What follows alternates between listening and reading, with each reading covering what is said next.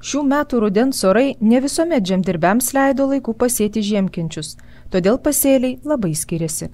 Lietuvos žemdirbystės instituto mokslininkai, norėdami parodyti sėjos laiko įtaką pasėliui, bandymų laukeliuose žieminius kviečius sėjo skirtingų laikų.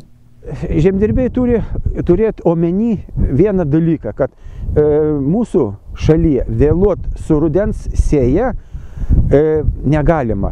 Mūsų buvo pirmas terminas, tai yra 6 rugsėjo sėta, 16 rugsėjo sudygo.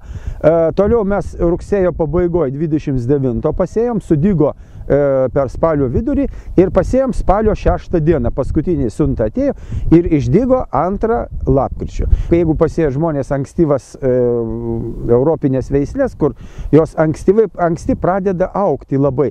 Ir rudenį tas želmenys atrodo status tokį per gerą sprindį dydžio. Šiemet tokių beveik nematyti. Aišku, derlius bus tikrai mažesnis, nebus tai kaip normaliai pasėta, bet eurovizacija praeis ir žmonės kitais metais tikėsimės, javapjūtė leis mums pasidžiaugti gerų derlium, komplikacijų nepadarys, bet tai pamatysim.